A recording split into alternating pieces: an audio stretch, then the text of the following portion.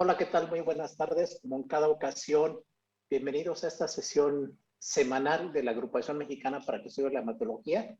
Es una sesión extraordinaria y bueno, pues como en cada ocasión, nuestro presidente, el doctor Óscar Hernández Zamudio, va a tener a bien a darnos las palabras inaugurales de esta sesión académica.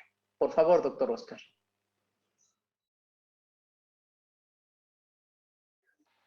Buenas tardes. El día de hoy estamos llevando a cabo la sesión académica extraordinaria el miércoles 12 de mayo del 2021 de la Agrupación Mexicana para el Estudio de la Hematología. Quiero agradecer al doctor Víctor Jiménez Cepeda y al doctor Ramiro Espinosa Zamora por compartir su tiempo y desde luego su vasta experiencia. Quiero además agradecerle pues al de siempre, al doctor Carlos Martínez Murillo, por su apoyo, por la organización de esta sesión. Quiero también agradecerle a todos los miembros de la agrupación de AME que se enlazan con nosotros y también a los grupos latinoamericanos que siempre participan con nosotros en todas estas sesiones. Muchas gracias y adelante. Adelante, doctor Martínez.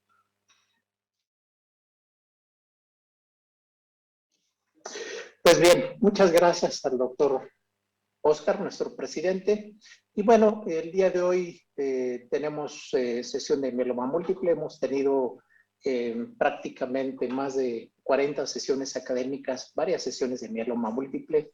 Es un tema importante, complicado, y bueno, pues siempre seguir hablando de lo que es el aspecto de tratamiento es vital para pues conocer cuáles son las líneas que tenemos que seguir, dado el número de nuevos agentes que tenemos para su tratamiento. Bueno, pues como cada ocasión, nuevamente recordar cuál es nuestra mesa directiva, vicepresidente, secretario tesorero, y bueno, pues como saben, pues nuestro presidente, el doctor Óscar Hernández Zamudio, ha tenido bien a darnos estas palabras. Igualmente, ya lo reiteró nuestro presidente, agradeciendo a esta organización latinoamericana que llamamos OLA, que semana a semana se enlaza con nosotros para seguir las sesiones. Agradecemos igualmente que han tenido a bien a compartir sus eventos y nosotros igualmente tratamos de difundirlos a todos los que nos siguen. Y bueno, pues igualmente para nosotros es importante agradecer las diferentes escuelas de hematología que existen en nuestro país, en México particularmente, los colegios de hematología, los profesores titulares de las diferentes escuelas de hematología, avalados por el Consejo Mexicano de Hematología, y bueno, pues como saben, por supuesto, a las diferentes sociedades, grupos latinoamericanos de hematología. Sabemos que también se enlazan los grupos de la parte de laboratorio, la parte de químicos. Igualmente les reiteramos el agradecimiento.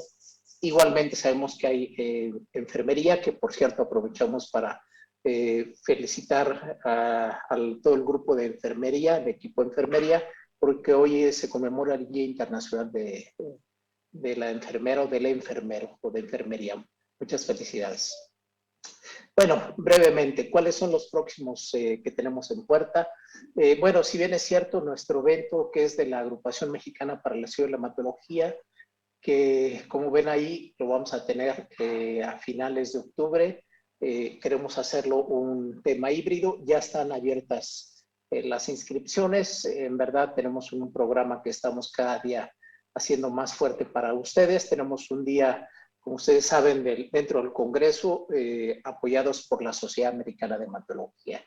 Entonces, en las páginas de la agrupación van a poder ver todos los accesos que existen de manera preliminar. Igualmente, lo hemos reiterado, el simposio sobre gamapatías monoclonales, que es a finales de este mes, y ustedes pueden ver ahí el link de ELAM. igualmente otro evento importante. Igualmente el 16º Congreso Uruguayo de Hematología, si bien es cierto es en septiembre, pero igualmente nos han perdido compartir para que ustedes estén enterados, es el Congreso Uruguayo de Hematología, las jornadas de enfermería de hematología y bueno, pues está además sesionando los diferentes grupos, el latinoamericano de mielodisplasia y el español de síndromes mielodisplásicos, así que pues ahí ustedes pueden ver la información para los que quieran.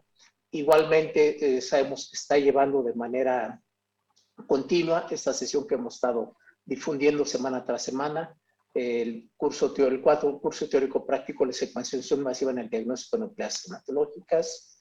Y bueno, pues igualmente informarle cuáles son las sesiones que tenemos próximamente. Tenemos 19 de mayo, leucemia linfocítica crónica, 26 de mayo, inducción de tolerancia inmune en la hemofilia, anemia plástica, linfoma no Hodgkin indolente y complicaciones óseas, nuevamente tocando el tema de mieloma, que es un tema importante para considerar.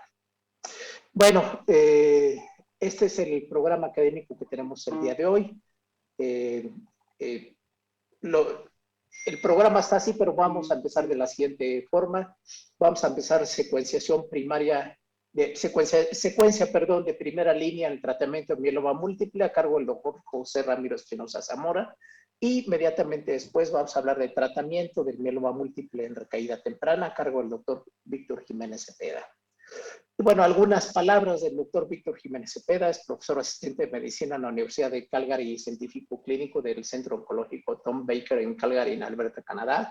Es revisor de varias revistas como el JCO, del American Journal of Clinical Oncology, el del British Journal of Hematology, entre otras. Miembro directivo del comité directivo de la base de la red de investigación de mieloma en Canadá, miembro del comité directivo de la base de datos Pharmacogenomics de Canadá y de diferentes ensayos clínicos del Tom Baker. Así que pues muchas gracias al doctor Cepeda. Y bueno, al doctor Ramiro, que ya hemos tenido la oportunidad que ha compartido con nosotros su experiencia en diversas ocasiones. Él es médico hematólogo, egresado del Instituto Nacional de Cancerología. Él es coordinador de la clínica de mieloma múltiple en el mismo instituto, investigador principal de diversos protocolos en el área de hematología. Su línea fuerte particularmente, y lo conocemos como un líder de opinión en esta área, y es autor de varios libros, el texto de Atlas de Labardini, el de hematología, el de casos clínicos de hematología y de diversas guías. Así que pues muchas gracias a nuestros dos conferencistas del día de hoy. Y bueno, pues no me queda más que cederle la palabra a nuestro primer conferencista en ese orden, que sería el doctor José Ramiro. Así que muchas gracias y adelante, por favor, doctor Ramiro. Gracias por la invitación. Gracias por la invitación a la MEA, a los doctores organizadores. Un gusto compartir con Víctor. Hoy en esta ocasión pues venimos a hablar sobre la secuencia en el tratamiento en primera línea del mieloma múltiple. Quisiera comenzar con el mecanismo específico que nosotros tenemos en esto de las secuencias en cuanto a los síntomas que podemos presentar por CRAP. Desafortunadamente aquí en el país pues ya llegan en etapas muy avanzadas y obviamente el CRAP es algo que nosotros todos conocemos y hemos identificado casi desde que el mieloma múltiple llega de primera vez. De tal manera que pues no nos deja opción entre tratar o no tratar o abordarlos como se debería haber sido, entre si se trataba por un mieloma smoldering o una gamapatía monoclonal de significado indeterminado. Desafortunadamente en el país pues llegan en etapas muy avanzadas y lo conveniente pues es tratar. En el mejor de los casos, obviamente, uno tendría que evaluar el riesgo, si es de muy alto riesgo, según los índices pronósticos, deberían de recibir tratamiento. Todos conocemos las clasificaciones para ver qué riesgo tiene. Duri Simon, que nos hablaba sobre lo que es la tasa de criterios, que habla sobre criterios de la carga tumoral, el índice pronóstico internacional, que además de que aborda la proporción de información, no solo sobre las cargas del tumor, sino que también tiene el impacto sobre la enfermedad y del paciente, Y más recientemente el ISS revisado, que habla lo que ya conocemos en el ISS, más las alteraciones citogenéticas de alto riesgo, la DHL elevada o los diferentes estadios del ISS. De ahí que nosotros sabemos que tiene mucha importancia saber el ISS, sobre todo en el revisado, ya que la supervivencia global a 5 años puede ser del 82%, 62% y 40% respectivamente. Además, tenemos otros índices pronósticos. Además de los índices pronósticos que nosotros conocemos, pues hay que ver el estado general del paciente, la función renal y si existe o no compresión medular, así como la hipercalcemia. Eso es importante para que nosotros podamos llevar a un pronóstico. La secuencia que nosotros tenemos en el instituto, por ejemplo, 65 casos nuevos en promedio cada año, y nosotros inmediatamente vemos si va a ser factible trasplantar o no. Más de 65 años, pues es obviamente un paciente que no va a ser candidato a trasplante. Menos de 65 años, pues son los que vamos a trasplantar. Si de eso vamos a ver la comorbilidad, lo que les comentaba, el CRAB y algunos factores pronósticos, sobre todo en el instituto, si el paciente va a caminar a pesar de las lesiones óseas o no va a caminar.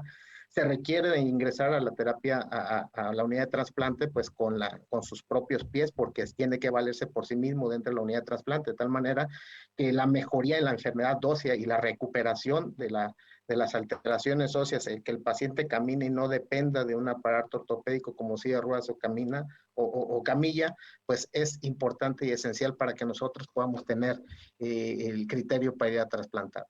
Posteriormente, esos pacientes que son menores de 65 años, que pueden caminar y se valen por sí mismos, pues vemos las alteraciones citogenéticas, si son de alto riesgo, de bajo riesgo, y de ahí se aleatorizan para algunos tipos de tratamientos, sobre todo las nuevas moléculas específicas.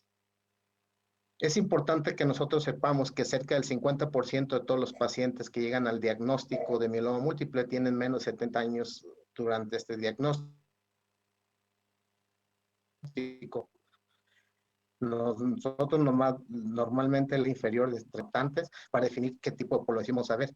Si los pacientes son candidatos a tratamientos que pueden, procuren una respuesta profunda y que tengan esta respuesta sea mantenida, y obviamente que se lleven a un aumento consolidado y seguro en la supervivencia libre de progresión y por qué no de la supervivencia global, pues sería lo ideal para pensar en el tratamiento de manera inicial. El Grupo Español de Mieloma incluye a los pacientes que son candidatos a trasplante de médula ósea en el protocolo del Grupo Español de PETEMA con regímenes alternantes. Habitualmente o históricamente hablaba de este régimen que estamos aquí, que es el BBCP, que habla de la vincristina, carmustina, melfalán, ciclofosfonina y prednisona con vincristina o carmustina, doxorubicina, dexametasona, y esto generalmente daba una supervivencia del 15% más allá de 10 años, y esto es obviamente algo bueno, y esto es anecdótico con lo que se consideraba. En el país, pues nosotros, este trabajo que publicamos para la Gaceta Mexicana recientemente, pues hablaba de una población en un año de 2.565 pacientes, pues más de la mitad son pacientes menores de 60 años.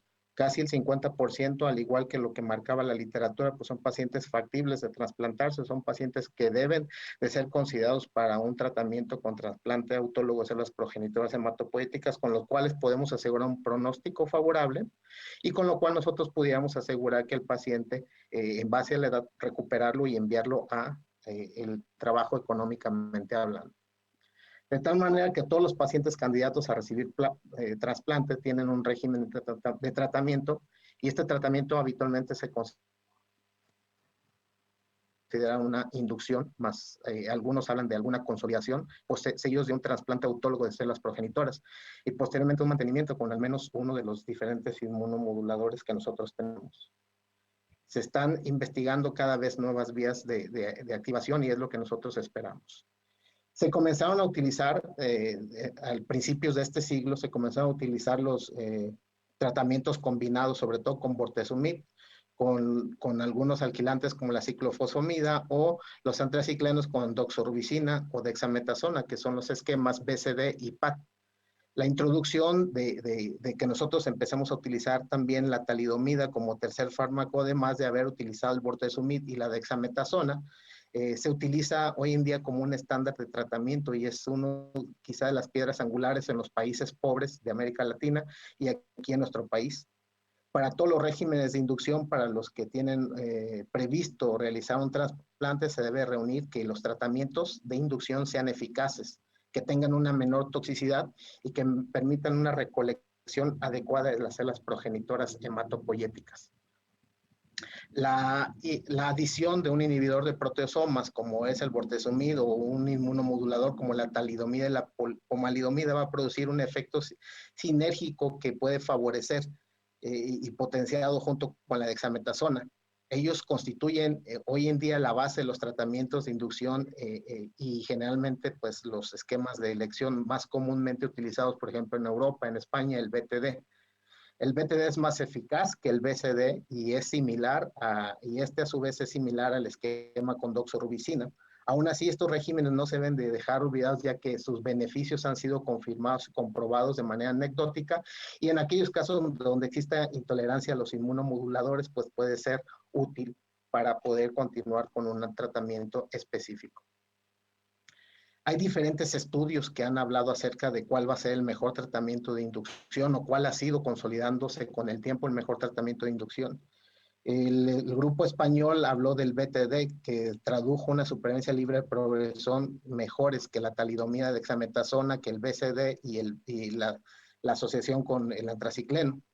Este mismo estudio evidenció que los resultados tienen mejores con una inducción más un doble trasplante en lugar de un trasplante único, más sin embargo todavía esto está en papel y en escritorio para saber si tiene una confirmación específica.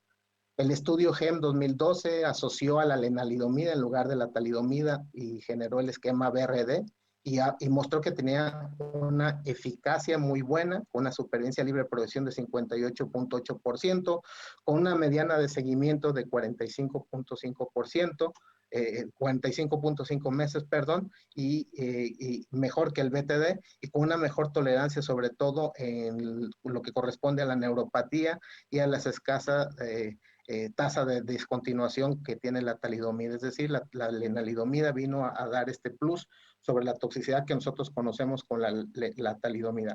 Es muy probable que en el país tengamos más experiencia con la talidomida debido a la escasez de tratamientos que tenemos y obviamente a que es el estándar más común y más barato que se puede, más no así el más mejor. El estudio SWOG habló de que comparó al BRD frente al RD, tiene con mejores resultados. También hay otros inhibidores de proteosomas que se han estado combinando, como el carfilzomib, el KRD, que incluso actualmente están corriendo estudios con ixazomib y dexametasona. Cuerpos monoclonales ha ocasionado que en la actualidad se ensayen esquemas con 4 fármacos: el anticuerpo monoclonal, el inhibidor de proteosomas, el inmunomodulador y la dexametasona. El estudio más conocido actualmente es el Casiopea, que compara el bortezomib, talidomida y dexametasona con osindatumumab, con tasas de respuestas completas, con enfermedades mínimas residuales negativas y una supervivencia libre de progresión significativamente mejores. En la rama de daratumumab específicamente es donde se observa este beneficio y hay disminución de los riesgos de progresión y muerte en el 53%, con un aumento en la toxicidad. Con un aumento en la toxicidad, con un número menor de muertes en la rama de daratumumab. Otro estudio, el Perseus, comparó al BRD con o sin daratumumab, y hay otro estudio que compara BCD más daratumumab frente a BTD, con resultados favorables a la rama siempre de daratumumab. En los últimos 30 años, la piedra angular del tratamiento es el trasplante de progenitores hematopoyéticos. Se debate sobre si la conveniencia de la era de los tripletes o de las combinaciones con 4 fármacos debería ser mejor que el trasplante, más sin embargo todo eso se está todavía analizando. El régimen de acondicionamiento más habitual es el Melphalan 200. El estudio del grupo español habla de la combinación del busulfán más Melphalan y puede añadir una mejoría en la eficacia. El trasplante obviamente mejora la tasa y la profundidad de las respuestas alrededor de 15% y mejora la enfermedad mínima residual. La supervivencia libre de progresión se tomó a 18 meses y algunos ensayos clínicos hablan de mejoría en la supervivencia global. El ensayo francés IFM 2009 no ha aportado mejoría en la supervivencia global. Aleatorizó a los pacientes a recibir BRD con o sin trasplante y posterior al BRD. La supervivencia libre de progresión fue mejor en el grupo del trasplante, 50 contra 36 meses, pero a 4 años no se observan diferencias en la supervivencia global. No se dispone de seguimientos suficientes para poder observar si la rama o las combinaciones de 3 o más fármacos podría ser en algunos casos mucho mejor que el trasplante, y obviamente dejar de usar el trasplante. Todavía no tenemos una evidencia sustentable. Para realizar el trasplante precozmente, que es lo que nosotros tenemos que ver, como se hace en la mayoría de los grupos, se opta por trasplantar de manera precoz, pero ¿qué beneficio debe tener? Generalmente se dice que hay beneficios en la supervivencia libre de progresión, pero no hay un beneficio en la supervivencia global. Más sin embargo, no podríamos dejar a que avance la enfermedad, a que el paciente avance en edad y no trasplantarlo si es candidato. No podemos exponerlo a altos tiempos de tratamientos con mayor toxicidad que posteriormente pueda hacer que el trasplante no sea favorable, y obviamente que con una mayor aparición de las toxicidades de los fármacos, y obviamente pues que evolucione la clona de mieloma y que este sea más agresivo. Si el trasplante es eficaz y se produce una recaída, cuando nosotros trasplantamos al paciente, ¿cuándo lo podemos trasplantar de segunda vez? Cuando el trasplante sea eficaz, y obviamente que la respuesta o la recaída sea hasta 3 o 4 años más o menos, es lo que se dice que puede ser útil el segundo trasplante. En relación al doble trasplante, el tándem, el objetivo es aumentar las respuestas y las supervivencias. El estudio de BMT-CTN tiene las actualizaciones presentadas sobre todo en el ASCO 2020 del año pasado.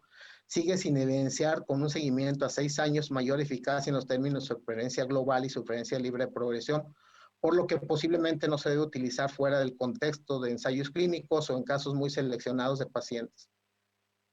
Recientemente hay un estudio americano que mejora los resultados que se obtuvieron en los pacientes de riesgo estándar y de alto riesgo. La supervivencia libre de progresión siempre fue mejor para este grupo, mas sin embargo no se beneficia en los grupos de alto riesgo de la estrategia del doble trasplante. El trasplante alogénico no se recomienda el tratamiento de primera línea en los pacientes que así se haya pensado. No se recomienda, no está documentado a ciencia cierta, mas sin embargo hay algunos estudios que hablan sobre algunos beneficios, sobre todo para aquellos pacientes que pueden ser de alto riesgo, trasplante en doble hit, etc. Las lesiones plasmáticas es donde se debe considerar, otros casos de muy alto riesgo, edad muy joven del paciente con un donador HL compatible, mas sin embargo no es la recomendación de primera línea de trasplante alogénico. Consolidación. En relación a la consolidación, se debe dar de 2 a 4 ciclos del mismo tratamiento de inducción. Se dice que esto mejora toda la tasa de profundidad de las respuestas, aunque por lo general no se traduce en mejores supervivencias globales. El estudio BMI-CTN es una de sus ramas, comparó la consolidación con BRD y el trasplante con otros casos, y generalmente dejarle mantenimiento, más sin embargo no demostró beneficios en la supervivencia libre de progresión ni en la supervivencia global, aunque hay una tendencia a mejorar la supervivencia libre de progresión en pacientes de alto riesgo. ¿Cuándo se debe realizar las consolidaciones con bortezomib, talidomida o bortezomib, revlimid, dexametasona? En los que han alcanzado respuestas completas y en los que no han alcanzado respuestas completas, perdón, y en los casos de riesgo citogenético alto. El mantenimiento se debe considerar como la definición del mantenimiento es el tratamiento, se dice que es el tratamiento administrado durante al menos un año, con la intención de prolongar la respuesta, evitando la progresión. Los mantenimientos más conocidos que tenemos nosotros es el uso de esteroides, el interferón y la talidomida, con resultados discretos y con toxicidad, pues ya conocemos.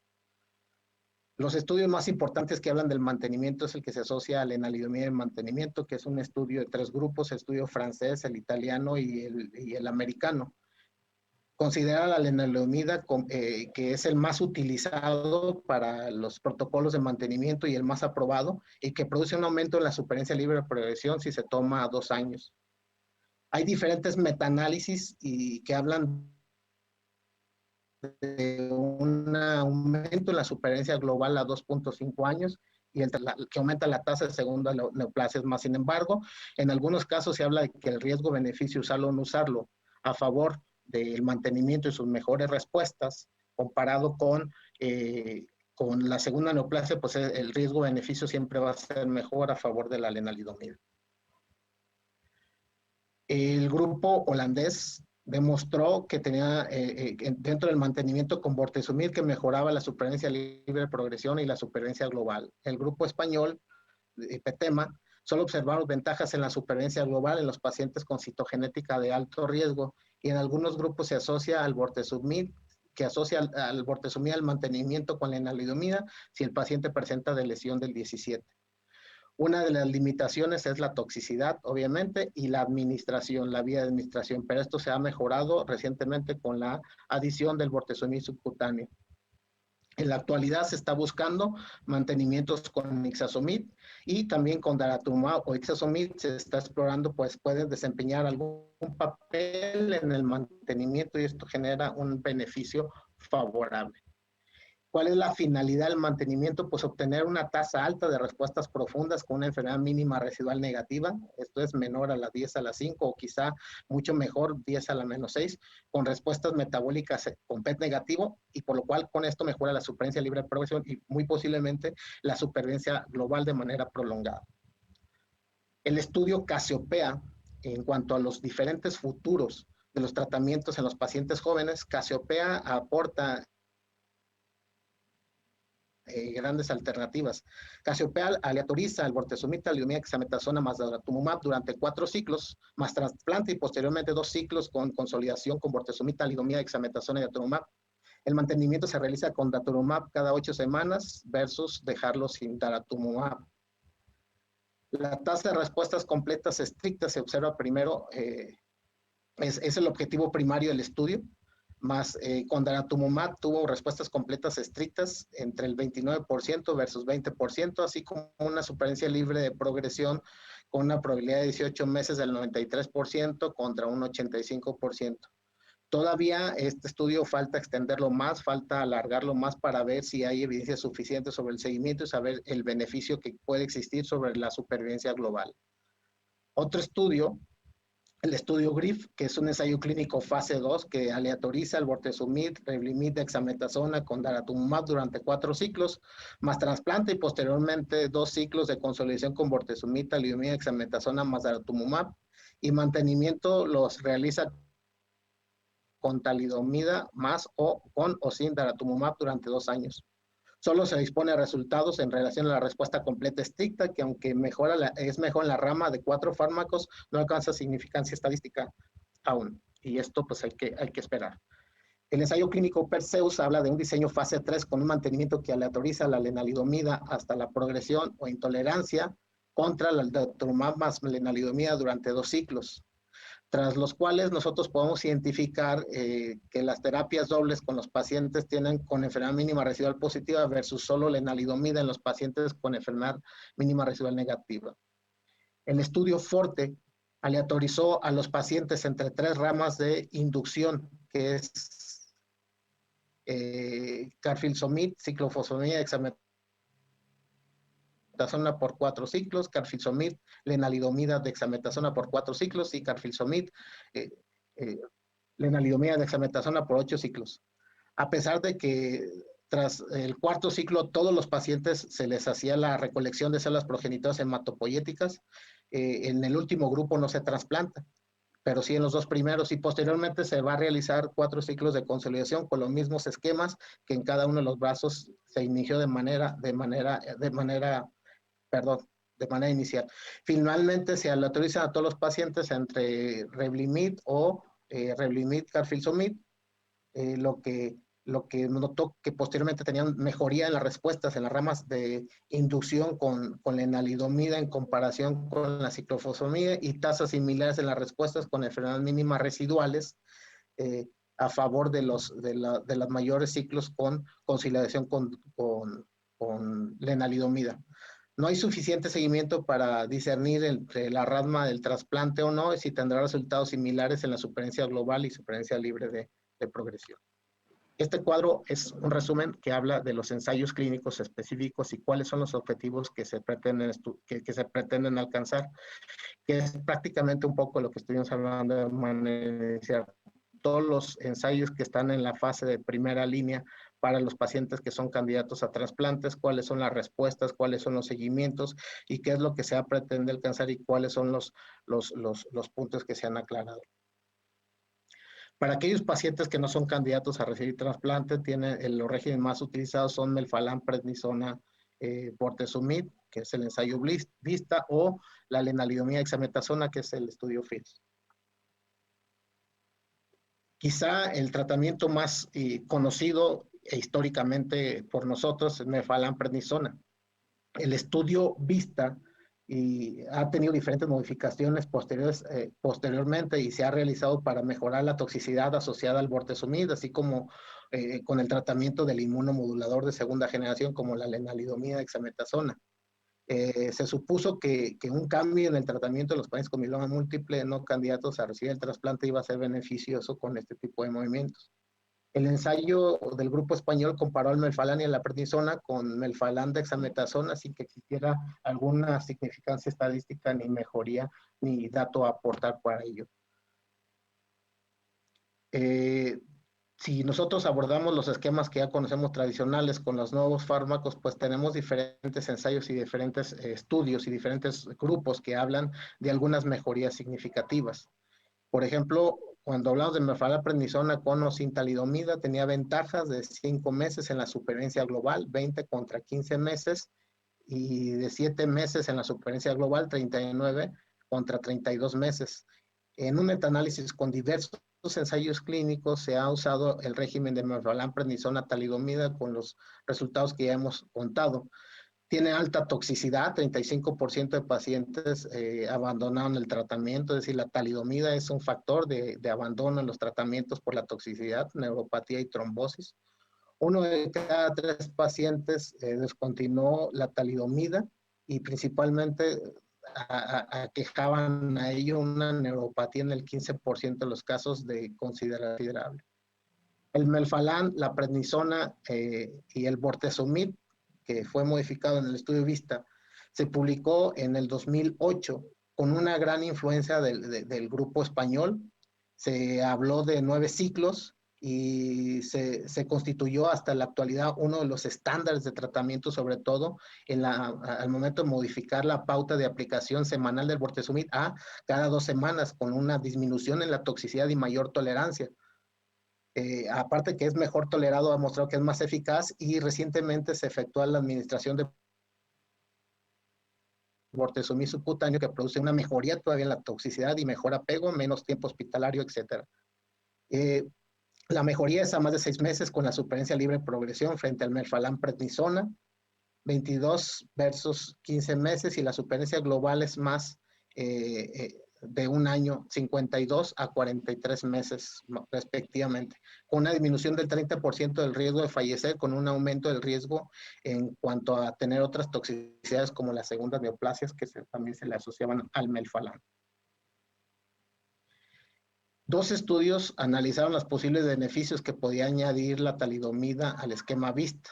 Uno fue el italiano y otro fue el español. El grupo Gimema comparó el melphalan prednisona bortezomib talidomida seguido de mantenimiento con bortezomib talidomida con posterior melphalan prednisona bortezomib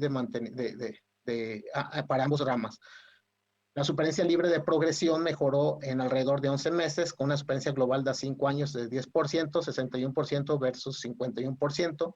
Y la crítica fundamental a este estudio es que la falta de una segunda electrolización en la fase de mantenimiento no se llevó a cabo, y eso pues pudo tener cierto sesgo durante lo que no ocurrió por los cruces de diferentes mantenimientos. El grupo español comparó la inducción con bortezomib, talidomida, prednisona versus bortezomib, melphalan, prednisona, a lo que seguía un mantenimiento con bortezomib, talidomida o bortezomib más prednisona.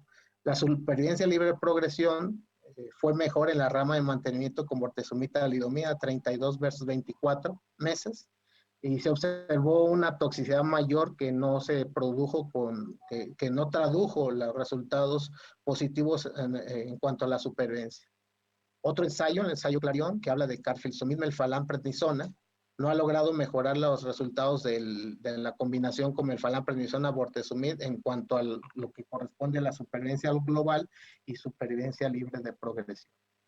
El estudio FIRS, aletrozole melphalan prednisona talidomida más 12 ciclos de lenalidomida y dexametasona por 18 ciclos, o lenalidomida dexametasona continua hasta la progresión o intolerancia. Lenalidomida dexametasona continuó la mejoría significativa de la supervivencia libre de progresión de más o menos 5 meses y 26 meses frente a 21 meses en las otras dos ramas del ensayo FIRS. Aunque tiene un inconveniente de no producir mejoría en los grupos de alto riesgo, sobre todo los que tenían alteración de la lesión del 17, también no hubo mejoría en los pacientes que presentaban insuficiencia renal grave. Es uno de los regímenes, el estudio FIRS, uno de los regímenes más utilizados en pacientes de edad muy avanzada. Recientemente, o una reciente actualización habló de una mediana de la supervivencia libre de supervivencia global que fue significativamente mejor en el grupo de lenalidomida dexametasona, que continuó de manera continua con 59 meses contra 62 meses de la lenalidomida dexametasona, frente a melphalan prednisona talidomida de 49 meses. Hay un diseño parecido que comparó el melphalan prednisona versus melphalan prednisona lenalidomida y melphalan prednisona lenalidomida con lenalidomida de mantenimiento. La supervivencia libre de progresión entre los dos primeras ramas fue idéntica a 14 meses, pero mejoró de manera muy significativa cuando utilizamos lenalidomida de mantenimiento con una supervivencia de 31 meses. A pesar de que nosotros tenemos una mejoría buena con este tipo de estudios, las segundas neoplasias se siguieron viendo de manera evidente en este grupo de lenalidomida continua. Sin embargo, el argumento siempre ha sido que el riesgo-beneficio de presentarla comparado con la mejoría que se tiene, pues ha sido favorable. El estudio británico de mieloma incluyó tanto pacientes candidatos o no a trasplante en una gran corte de pacientes con una ventajas del mantenimiento con lenalidomida en la supervivencia libre de progresión sin diferencias en la supervivencia global. Las actualizaciones del grupo español exploró qué podría ocurrir si se realizara durante 18 ciclos una combinación del estudio VISTA modificado y del estudio FIRS. Para ello, tuvieron que aterrizar a los pacientes a un tratamiento secuencial de 9 ciclos con melphalan prednisona bortezomib más 9 ciclos de lenalidomida dexametasona, o bien de manera alternativa estos dos esquemas hasta completar los 18 ciclos. Los resultados en ambas ramas fueron similares para la supervivencia libre de progresión, la supervivencia global, pero no mejora con los esquemas VISTA o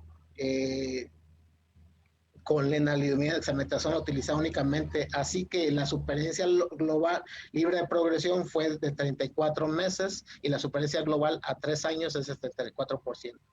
Este esquema es especialmente eficaz en los pacientes de 60 a 80 años, por lo que puede ser bien recomendado y por lo cual la rama del estudio de GEM-PTEMA 2007 FIT pues se acopló para este grupo de pacientes de edad avanzada, mas sin embargo sigue siendo bastante tóxico para más de 80 años. Existen 3 nuevos ensayos cuyos resultados son prometedores, y aunque pueden hacerse en un futuro muy cercano dentro del mieloma múltiple, pues obviamente esto puede ser que cambie el paradigma, o ya lo está cambiando, sobre cómo debemos utilizar el tratamiento. El primer ensayo es el de SWOG, que combina el bortezomib con la lenalidomida y la dexametasona en un grupo de pacientes que son candidatos o no a recibir trasplante. La supervivencia libre de progresión mejoró en la rama de bortezomib, lenalidomida y dexametasona de 43 versus 30 meses, y se mantenía en el grupo de más de 65 años y menor de 75 años con una supervivencia libre de producción de 34 meses versus 24 meses. Y en el de mayor de 75 años con una supervivencia de 34 meses versus 17 meses, con mejoría en la supervivencia global significativa en el grupo de mayor edad, 63 meses versus 31 meses, con una supervivencia global en el grupo de más de 65 años del 65%. A 7 años, el 55% de los pacientes de la serie global que recibieron bortezomib en la dexametasona siguen vivos. El grupo Boston habló o recomendó en relación a este estudio un ensayo fase 2 en pacientes con mieloma múltiple no candidatos a trasplante y propone utilizar bortezomib en la dexametasona modificada con respuestas completas mayores al 44% y una supervivencia libre de producción de 35 meses y una supervivencia global que no ha alcanzado los 30 meses del seguimiento. Este es el análisis del estudio SWOG. El segundo estudio es el estudio Alción, que incorpora daratumumab al clásico VISTA modificado, 9 ciclos, con el cual se comparó con un mantenimiento con daratumumab hasta la progresión o la intolerancia en la rama de la inducción de daratumumab. El seguimiento ha alcanzado los 40 meses, el riesgo de muerte es en un 40% menor que el esquema que incorpora daratumumab, con una estimación de la supervivencia global de 78% versus 67%. La supervivencia libre de producción es el objetivo primario de este estudio. Es mejor en todos los pacientes que reciben 4 fármacos, con una reducción del riesgo de producción a muerte en el 58%. En cuanto a la respuesta, el 46% versus 25% de los pacientes con daratumumab, melphalan, prednisona fue mejor. Alcanzaron más respuestas completas respectivamente y una enfermedad mínima residual negativa con un umbral situado en el 10 a la menos 6. En la actualidad se exploran nuevos fármacos, nuevas combinaciones que incorporan el bortezomib y el mantenimiento con daratumumab, el cual estamos pues obviamente a la espera de las respuestas que sean favorables. Por último, el ensayo MIND, que habla del daratumumab más lenalidomida y dosis baja de dexametasona con lenalidomida y dosis baja de dexametasona, una corte de más de 700 pacientes con mieloma múltiple que tienen criterios de tratamiento no candidatos a trasplante, con una mediana de seguimiento de 28 meses, una supervivencia libre estimada a 30 meses, de 71% versus 56%, y una mediana en el grupo de lenalidomida dexametasona de 32 meses. Lo que indica que obviamente hay una disminución en el riesgo de muerte o progresión de 44% con una tasa similar para los que tienen enfermedad mínima residual negativa que daratumumab en la combinación de daratumumab, melphalan, prednisona, bortezomib. El otuzumab más lenalidomida dexametasona o con carfilzomib más lenalidomida dexametasona o ixazomib más lenalidomida dexametasona son estudios que son posibles combinaciones en todos estos pacientes no candidatos, los cuales se están analizando y se están estudiando en la actualidad y esperamos resultados. Adelante hablamos en un cuadro sobre este tipo de ensayos y qué expectativas se tiene.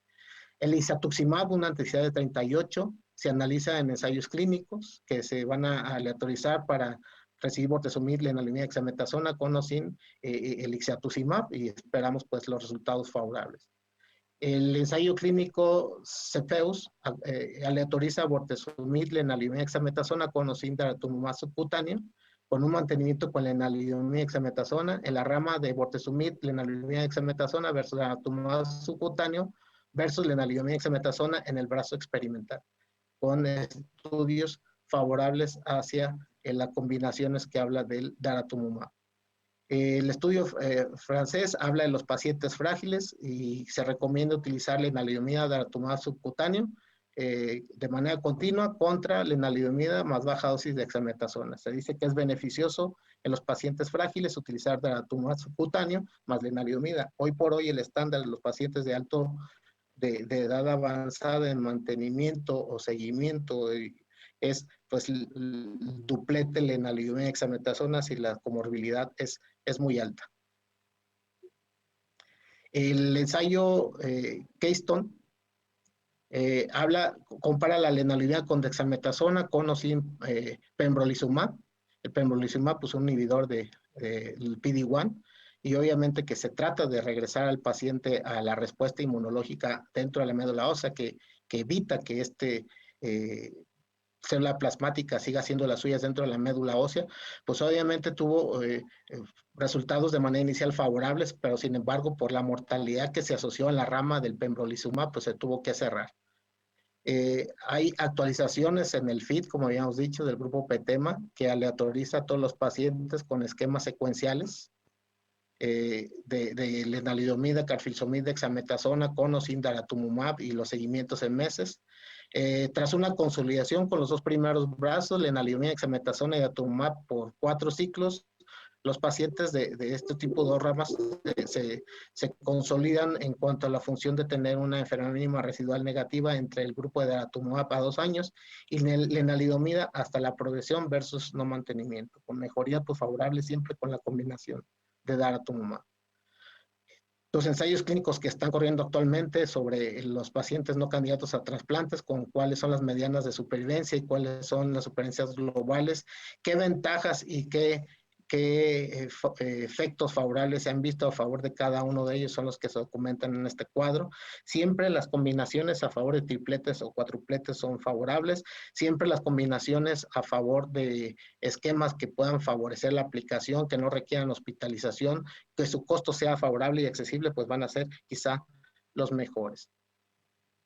Las combinaciones de 3 fármacos o 4 fármacos obviamente son esquemas que se están corriendo. Todo esto mejora la tasa de respuestas en aquellos pacientes que son o que se espera una mejor supervivencia libre de progresión. Eso es todo. Muchas gracias.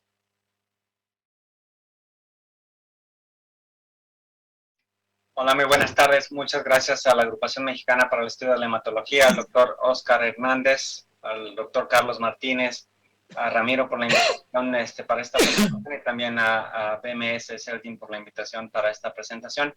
Como ya les comentaba Ramiro, el día de hoy vamos a hablar un poquito sobre el tratamiento de los pacientes con mieloma múltiple que se encuentran en etapa de recaída, pero vamos a hablar sobre todo en las recaídas tempranas, en la primera recaída. Una de las cosas a considerar en mieloma, esta laminita contiene mi conflicto de interés, y vamos a hablar de algunos tratamientos que no se encuentran como tal aprobados en México. Les decíamos que el mieloma múltiple no es una sola entidad, representa un grupo de clonas de células plasmáticas que tienen la capacidad de proliferar en la médula ósea. Y bueno, como les decía Ramiro, estas células plasmáticas que proliferan dentro de la médula ósea se ven morfológicamente similares, pero tienen características citogenéticas y tienen características inmunofenotípicas diferentes, lo cual les confiere la posibilidad de crecer. Pueden desarrollar lo que le llamamos el CRAB en cuanto a los síntomas, que la hipercalcemia, daño renal, anemia, o las alteraciones que consiguen tener estas células cuando van proliferando, creando tumores también. Y bueno, les voy a presentar un poquito lo que es el tratamiento de las recaídas en forma temprana. El mieloma, les decíamos que tenemos alrededor de 5 a 7 clonas que se pueden identificar al momento del diagnóstico. Aquí vemos una laminita del grupo de TGen en Arizona, del grupo donde se encuentra Rafael Fonseca, Keith Stewart y Leif Persegel, donde un paciente donó la médula ósea para estudio de investigación sobre las células plasmáticas prácticamente durante todo el transcurso del desarrollo biológico de la enfermedad del mieloma. Vemos como al principio estas células clonales representan una proporción diferente de todas las células que se identifican en la médula ósea, y conforme los pacientes han recibido tratamiento, estas clonas van cambiando. Existe una contracción, una expansión de las clonas, y vemos como una clona pequeñita aquí, que apenas si se visualiza en la primera parte cuando la enfermedad se diagnostica, es la que se encarga de que la enfermedad sea más activa, sobre todo en el desarrollo de la leucemia de células plasmáticas. En este paciente se manifestó con afectación extramedular, y vemos cómo representa hasta el 95% de la clona cuando la enfermedad se encuentra en una etapa tardía y avanzada. Entonces, estas clonas se encuentran como tal contrayéndose, expandiéndose en función de la respuesta a los medicamentos y en función de los mecanismos de resistencia que generan dentro de la médula ósea para subsistir. Cada vez que hablamos del tratamiento de mieloma es importante señalar que el tratamiento inicial debe ser el mejor que se tenga disponible, ya que los pacientes con mieloma no hay garantía de que un paciente que se diagnostica va a ser capaz de recibir el tratamiento en la segunda línea o pasar a la tercera o cuarta línea. Y tenemos, sobre todo en aquellos que no son elegibles al trasplante, un rango de atrición que es alrededor del 50%, lo cual significa que el 50% de los que se diagnosticaron y recibieron tratamiento van a llegar a recibir una segunda línea de tratamiento, y lo mismo pasa para las subsecuentes líneas. En el caso de trasplante, que son pacientes más jóvenes, que son pacientes que tienen la capacidad física de tolerar mejor los tratamientos, bueno, el rango de atrición es un poco menor, pero aún así, la idea en mieloma múltiple es de tratar al paciente lo mejor posible desde la primera línea, y el tratamiento de primera línea como tal va a representar las características a considerar cuando la enfermedad recae y cuáles son los tratamientos que se consideran. Decíamos que el tratamiento no solo depende de las características biológicas de la enfermedad al momento del diagnóstico, sino también de las características propias del huésped, del paciente, cuál es su capacidad física, y la meta del tratamiento es obviamente tratar de prolongar la supervivencia tanto como sea posible, mantener al paciente vivo con la mejor calidad de vida por tanto como se pueda. Entonces, elegir un tratamiento como tal va a representar elegir el tratamiento que creemos es el más eficaz para tratar la enfermedad desde el punto de vista biológico, citogenético, pero también pensando que el paciente va a tener la capacidad de desarrollo, de desempeño físico, de tolerar el tratamiento que vamos a elegir. Y bueno, la evaluación de estas características no solo es en función de la edad. Hay pacientes que como tal, al momento de que son tratados, pueden tener una aceleración en el rango de envejecimiento. También otras características físicas, otros índices de fragilidad que se consideran en esta población, que los pacientes con mieloma, como les decía Ramiro, tienen una mediana de edad al momento del diagnóstico de alrededor de 65 a 67%, o sea que en México los datos que tiene Ramiro representan una población más joven. La otra circunstancia a considerar es el hecho de que los pacientes con mieloma múltiple pueden tener otras comorbilidades que pueden afectar la manera en que responden o que toleran los tratamientos que vamos a diseñar para las diferentes etapas de la enfermedad. Por ejemplo, un paciente con diabetes que tiene neuropatía periférica, pues sabemos que eso va a comprometer el uso de medicamentos que tienen como tal potenciales efectos en cuanto a neuropatía. Algunos fármacos que se utilizan para el tratamiento del mieloma tienen también efecto de cardiotoxicidad, y en pacientes con enfermedad cardiovascular preexistente deben considerarse de una manera adecuada y un seguimiento muy cercano. Los pacientes que tienen falla renal, decíamos que los medicamentos que utilizamos en mieloma se metabolizan a través del hígado y se eliminan a través del riñón, entonces la modificación de las dosis y las frecuencias de los medicamentos también tiene que ser uno de los efectos a considerar. Y bueno, la población mexicana tiene un alto índice de diabetes, como todos lo saben, más reiterada en estas etapas de pandemia, y sabemos que los esteroides que utilizamos en combinación con los tratamientos de mieloma van a tener como tal complicaciones en cuanto al agravamiento de los niveles de glucosa sérico, entonces algo a considerar.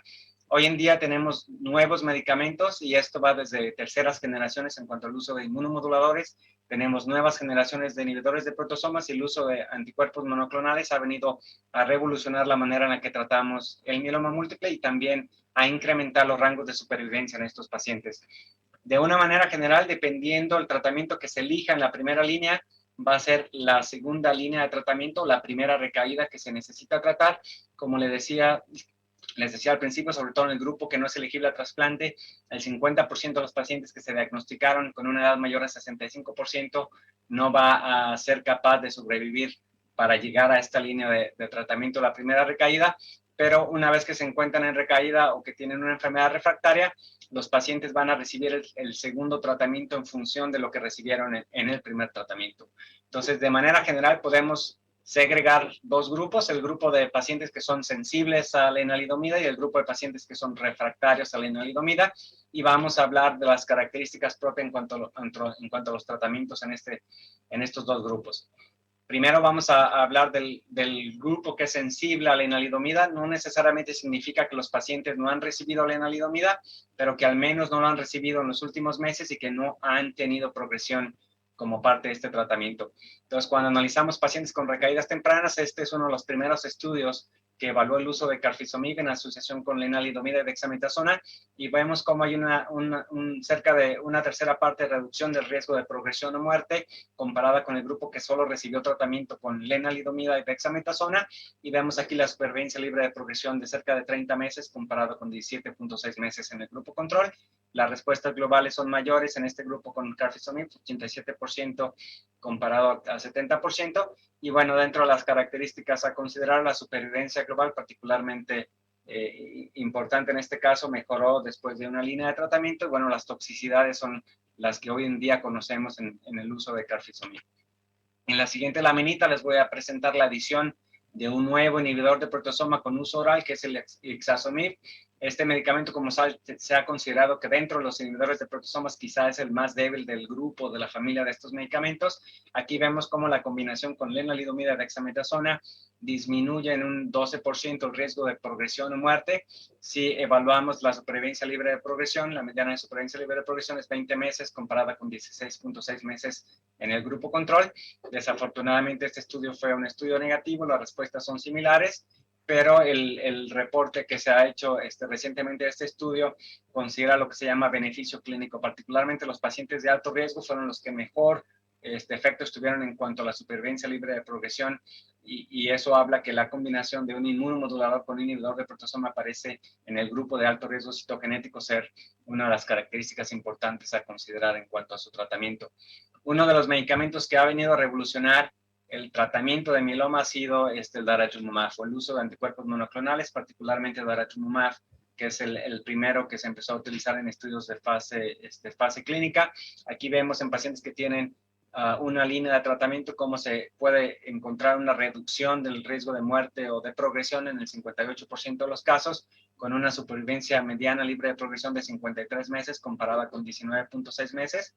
En las laminitas que les voy a presentar van a tener el diseño, van a tener las curvas de respuesta y de supervivencia libre de progresión, y un poco de conclusiones o datos de toxicidad.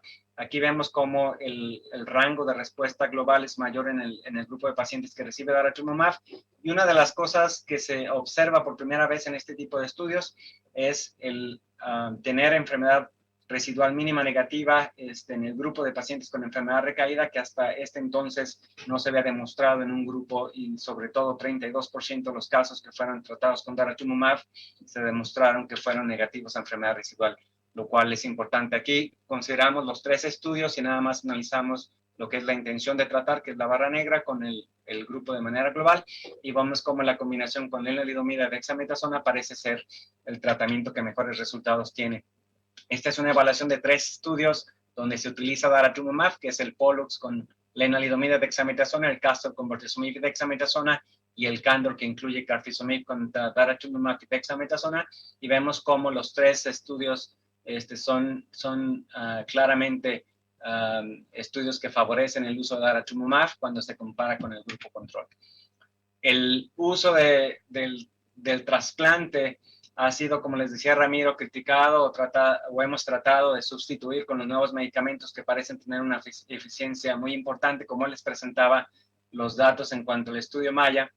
La idea es tratar de encontrar tratamientos que quizás son menos tóxicos, que podemos hasta el día de hoy sustituir o tratar de sustituir el trasplante, con la finalidad de mejorar la supervivencia, pero tratar de limitar la toxicidad.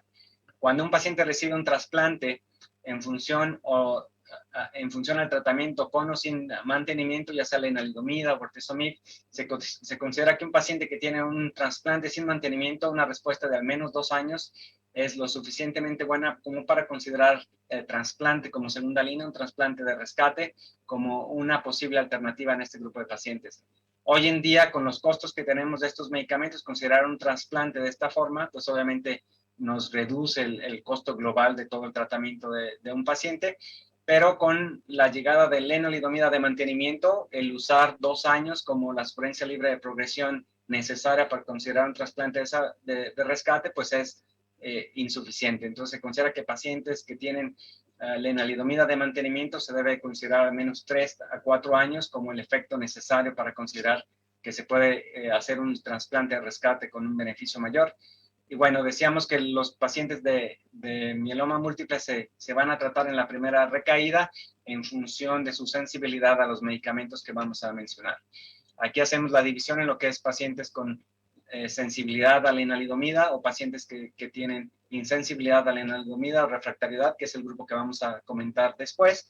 Aquí analizamos los tres grupos que vemos, el carfilzomib, el ixazomib y el uso de daratumumab en asociación con la enalidomida dexametasona, y vemos como la siguiente línea de tratamiento, la siguiente forma de manejar la segunda recaída, pues va a depender de cuáles son los grupos de tratamiento que utilizamos, ya sea que hubiésemos utilizado el carfilzomib. Entonces estos son los esquemas de tratamiento que quizá pueden ser empleados en esa segunda recaída. Aquellos que reciben ixazomib, pues tenemos estas posibles opciones, y aquellos que reciben daratumumab tenemos opciones que son diferentes. Entonces sí, es importante considerar con estas laminitas que lo que nosotros elegimos en la primera línea de tratamiento va a determinar la segunda, y en la segunda la tercera, pero sin perder de vista el hecho que los pacientes pueden no necesariamente sobrevivir entre una línea y otra. Entonces, usar el mejor tratamiento disponible y que el paciente pueda tolerar tanto como sea posible en cuanto a tiempo es la mejor estrategia de manejo para este tipo de pacientes. Aquí vamos a analizar otras combinaciones. Este es un nuevo anticuerpo monoclonal contra CD38, que es el isatuximab. Es un estudio donde se combinó con pomalidomida dexametasona y se comparó solo con el tratamiento dual. Y vemos aquí como la supervivencia libre de progresión, la mediana es 11 meses comparada con 6.4 meses, y la respuesta global es 60% comparada con 35% en favor del uso de isatuximab. Este es un estudio español liderado por Mariví Mateos, donde se utiliza el carfilzomib en combinación con ciclofosfamida dexametasona. Aquí se analiza la población de pacientes que era refractario a la enalidomida, y vemos cómo existe un 60% de reducción en el riesgo de progresión o muerte comparado con el uso de carfilzomib y dexametasona. Las respuestas en general no son diferentes, pero vemos que un poquito más de muy buena respuesta parcial se observa en el grupo que recibe el carfilzomib con ciclofosfamida dexametasona. El siguiente grupo que vamos a considerar son aquellos pacientes que fueron expuestos a la enalidomida en la línea anterior y que son refractarios a ellas. Las opciones que podemos considerar y que vamos a revisar en unos momentos es la combinación de carfilzomib y dexametasona, la combinación con bortezomib, daratumumab y dexametasona, la combinación de pomalidomida, bortezomib, dexametasona, y la adición de daratumumab, carfilzomib y dexametasona en estos tratamientos. Aquí estamos analizando en función del número de líneas y la intención de tratar, y vemos las respuestas. En particular, la adición de daratumumab, carfilzomib y dexametasona es la que tiene un rango de supervivencia libre de progresión mayor que se nota en esta laminita. Decíamos que cuando hablamos de recaídas, cuando hablamos de estos ensayos clínicos, los pacientes que se incluyen son aquellos que se encuentran con al menos 1 a 3 líneas de tratamiento previas. Entonces, dentro de este manejo de tratamiento de enfermedad en recaída temprana, algunos de los pacientes en primera línea fueron estudiados en estos ensayos clínicos, aunque obviamente las aleatorizaciones en estos estudios no se hicieron en función al número de líneas de tratamiento, pero el estudio de subgrupos que vamos a analizar pues hace pensar que obviamente un paciente que tiene menos líneas de tratamiento tiene un mieloma que es más sensible, que posiblemente puede ser más sensible a los tratamientos. Aquí vamos a analizar el estudio Endeavor, que es la combinación de 2 inhibidores de proteasomas, uno que es el carfilzomib con dexametasona y el otro que es el bortezomib, y vemos cómo carfilzomib se asoció a una reducción del 55% en el riesgo de muerte o de progresión hematológica, con una supervivencia mediana libre de progresión de 22.2 meses, comparada con 10.1 meses en el grupo control, una respuesta global que es mayor, 82% con 66%, y respuestas que son más profundas y duraderas. Este es el estudio Castor, donde se combina bortezomib con daratumumab y dexametasona y se compara con el uso solo de bortezomib y dexametasona. Claramente una reducción del riesgo de muerte o progresión de 79%, reducción del 79%, con una supervivencia libre de progresión mediana de 27 meses, comparada con 7.9 meses. Y lo mismo que demostrábamos con el uso de la enalidomida, vemos cómo las respuestas son más profundas y la enfermedad residual mínima negativa es también más profunda, 21%, comparada con 3% en el grupo que no recibió el daratumumab. Esta es la combinación del estudio de optimismo, donde se combina pomalidomida con bortezomib y dexametasona. También pacientes que recibieron una línea de tratamiento se analizan en esta laminita y vemos cómo existe un 46% de reducción en el riesgo de muerte o de progresión, con una supervivencia mediana libre de progresión de 20 meses contra 11.6 meses. Esta es la razón de riesgos. La respuesta global es mayor, 90% contra 55%. Y bueno, esta combinación, pomalidomida, como ustedes saben, es un medicamento que tiene menor efecto metabólico sobre el riñón, menores complicaciones. El rango de citopenia es mejor y menor citopenias o menos profundas comparado con lenalidomida. Entonces, un esquema bastante tolerado. Este es el estudio Candor, donde se hace la evaluación de carfilzomib con daratumumab y dexametasona y se compara solo con el tratamiento dual. Y vemos el 41% reducción en el riesgo de muerte o de progresión se asocia al uso de daratumumab con carfilzomib. Y vemos aquí la supervivencia libre de progresión de 28 meses comparado con 15 meses. La respuesta global en el análisis primario es 84% contra 75% en favor del grupo tratado con daratumumab. Y vemos lo mismo, la enfermedad residual negativa, el rango de enfermedad mínima residual negativa es 18% contra 4% en el grupo de estudio control. Este es un estudio donde se involucraron los pacientes que se trataron con carfilzomib, daratumumab y dexametasona, y se hizo una evaluación con los pacientes que recibieron bortezomib y dexametasona del estudio de Castor.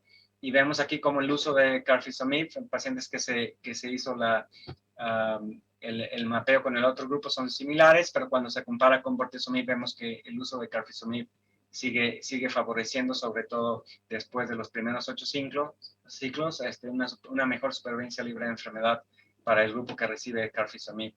No es la idea de analizar en el estudio, pero bueno, un estudio denominado Endurance en un grupo de enfermedad de riesgo estándar o riesgo intermedio evaluó RBD y carfilzomib con lenalidomida dexametasona y no demostró en ese grupo en particular una diferencia, pero aquí vemos como la combinación de daratumumab con carfilzomib parece ser un poco mejor comparado con el inhibidor de proteasoma de generación menor que es bortezomib.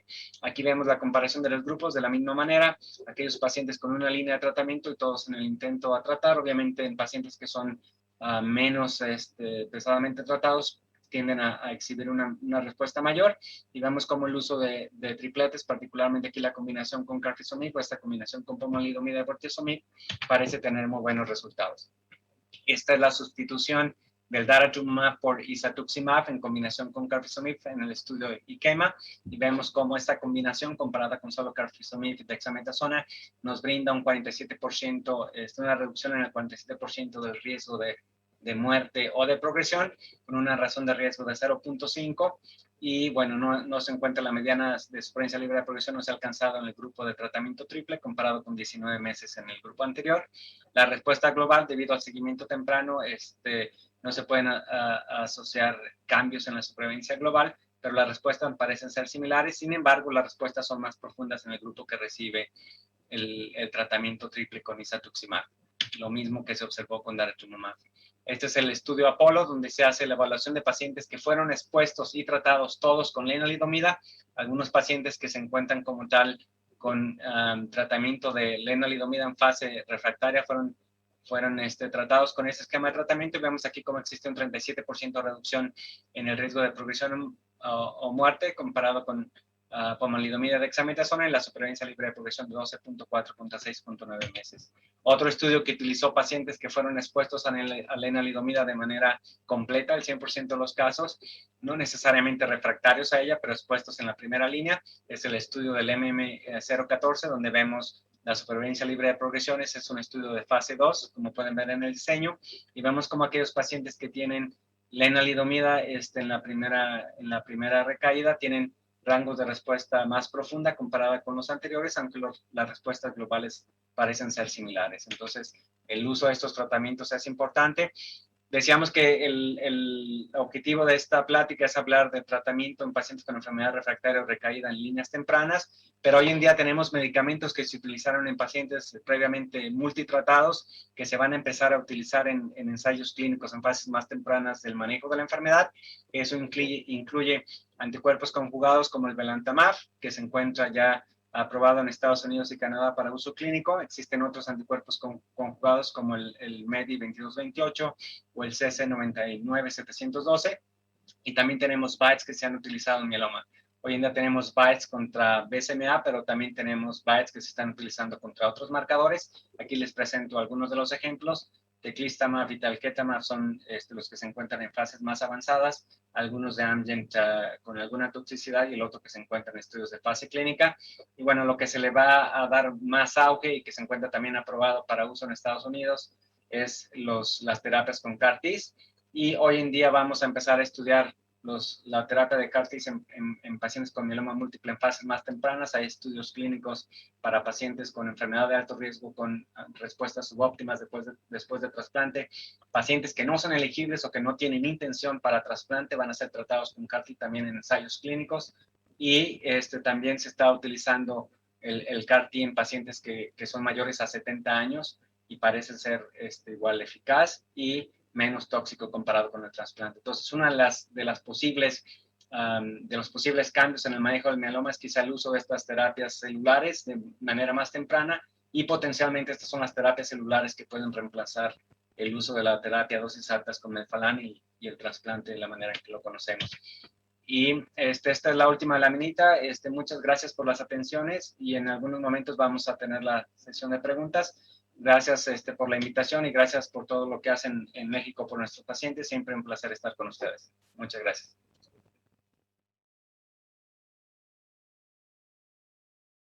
Muchas gracias por las excelentes conferencias al doctor Ramiro y al doctor Víctor. Gracias, vamos a pasar a la sesión de preguntas y discusión. Bueno, no sin antes comentarles que en esta sesión, como en cada ocasión, vamos a estar informando sobre la numeralia. Tenemos un poco más de 600 personas enlazadas con nosotros, tanto en la parte de la plataforma como en las redes en Facebook Live.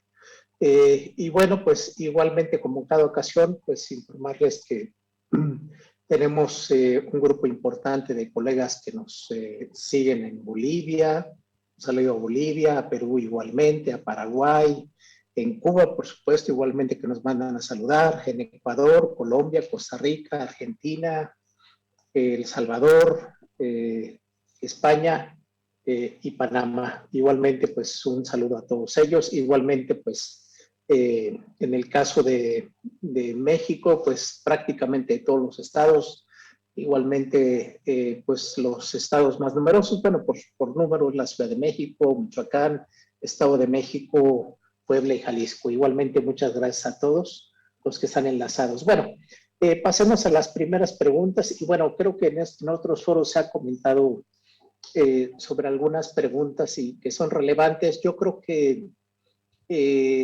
pues compartimos, yo creo que todos en cada uno de los países de América Latina situaciones económicas diferentes, ¿no? A lo mejor en algunas instituciones se puede tener recursos para tratar los pacientes conforme a lo que están discutiéndose los artículos actualmente, pero también tenemos la problemática que en otro caso pues no tenemos necesariamente todos los fármacos que se requieren.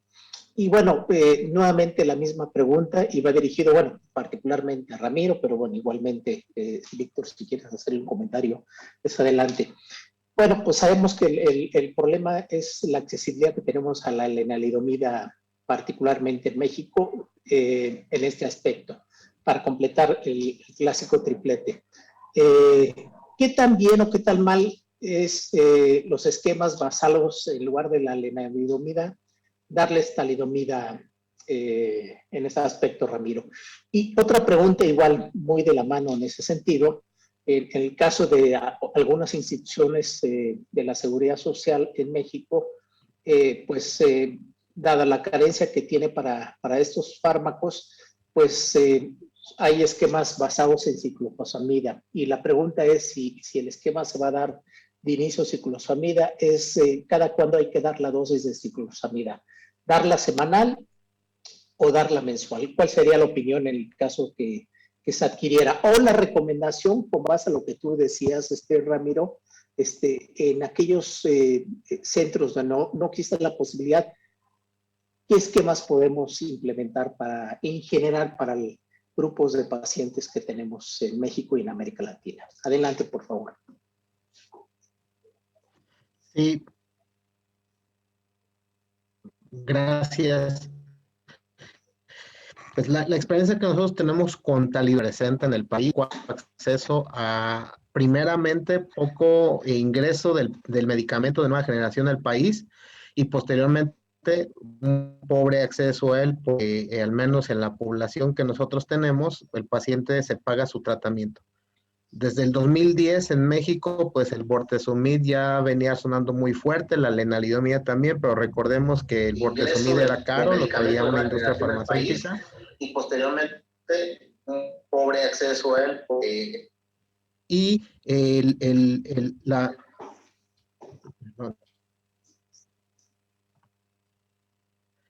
la talidomida es un medicamento que vino a favorecer mucho el acceso de los pacientes a una mejor respuesta, ya que la veníamos manejando a los pacientes con el viejo esquema PAT y posteriormente aquellos que podían pagar se iban al trasplante. El que nosotros hayamos conocido la talidomida y hayamos tenido una experiencia que se dio por los cambios que hubo en la economía y el acceso fácil a la talidomida, que es más barata, pues facilitó que la población de pacientes que nosotros manejamos la tuviera casi al 100%. Talidomida, dexametasona era nuestro esquema estándar. Con el advenimiento del bortezomib, en manera genérica, pues esto es el bortezomib dexametasona. Tenemos unos trabajos realizados y presentados en 2017 en el International Myeloma Working Group, donde hablaba de la eficacia de la dexametasona y talidomida con ciclofosfamida comparado con el mefalamprednisona o el BAT. Siempre fue mejor a favor de la talidomida dexametasona. En el país nosotros no tenemos ciclofosfamida oral, también desde el 2010 desapareció la tableta que traía Baxter, tableta de 50 miligramos, de tal manera que nosotros estamos aplicando mensualmente la ciclofosfamida entre 300 y 500 miligramos mensual para la enfermedad ósea y pues nuestro esquema es vasto en este tipo. No hay que tirar el saco roto el beneficio que sabemos que tiene el utilizar el bortezomib, ciclofosfamida, dexametasona en aquellos pacientes que empezaron a tener mucha intolerancia a la talidomida y obviamente no la podían soportar, o los esquemas con doxorubicina que podía ser de mayor factibilidad. Sobre todo, estos esquemas con la ciclofosfamida nos ayudan mucho a mejorar la enfermedad ósea y a mejorar la carga tumoral. Sabemos que los pacientes llegan con mucha actividad de la enfermedad y entre que se consigue o se conseguía el medicamento, pues lo boleamos con ciclofosfamida, doxorubicina y posteriormente empezamos con la talidomida dexametasona. Vale, muchas gracias, doctor Ramiro. Y bueno, para el doctor Víctor, bueno, hay una pregunta específicamente en relación a lo que es trasplante. Si bien es cierto, lo que dicen las guías es la inducción con 3 fármacos, deben ser 4 ciclos y llevarlo a trasplante para posteriormente consolidar con 2 ciclos más y dejar en mantenimiento. ¿Cuál sería la opinión de ustedes en general? Pero bueno, llevarlo a 4 ciclos o de inicio llevarlo hasta 6 ciclos, 8 ciclos, para evitar la consolidación en este aspecto en pacientes de alto riesgo. Esa es una muy buena pregunta. Gracias a la persona que hizo esta pregunta. Bueno, el trasplante de médula ósea como tal es quizá la parte de esta fase de tratamiento en los que son elegibles para esta terapia, la parte del tratamiento que puede como tal inducir una respuesta más profunda. Es cierto que si tienes una respuesta más profunda antes de llegar al trasplante, esperas que el beneficio del trasplante sea mayor. Nosotros lo que hacemos es dar 4 ciclos de manera inicial y lo que tenemos aceptado para inducción es CyBorD, que es lo que el gobierno paga prácticamente en todas las provincias que tenemos en Canadá. Pero hay algunos centros que dan un poquito más de 4 ciclos por razones más de logística, que los pacientes tienen que esperar porque no hay camas disponibles para hacer el trasplante o que los pacientes se colectan y tienen algunas complicaciones. Entonces, en algunos lugares, como en Toronto, la mediana de tratamiento antes de que se trasplante es alrededor de 6 ciclos. No hemos demostrado como tal que el dar más ciclos tenga como tal un problema en cuanto al tipo de respuesta. El único probable efecto deleterio de hacerlo de esta manera es la toxicidad que puede tener entre más tratamientos. uno de los estudios que Ramiro presentó, que es el estudio de tratamiento con la consolidación con doble trasplante o la consolidación solo de mantenimiento, incluyó pacientes que recibieron hasta 12 meses de tratamiento con RBD. Entonces, de las cosas que estamos aprendiendo es que el tratamiento que utilizas en la inducción y el trasplante te va a dar una respuesta que quizá va a mejorar con una consolidación siempre y cuando utilices una consolidación con tratamientos que son diferentes o tratamientos que pueden ser más sensibles. Entonces, por ejemplo, si evalúas los estudios del grupo europeo donde les dieron tratamiento inicial con un esquema basado en inhibidor de proteasoma y que posteriormente se mejoró en la consolidación o incluso con un doble trasplante, parece que lo que haces después ayuda a una proporción de pacientes que no fue sensible al tratamiento de inducción.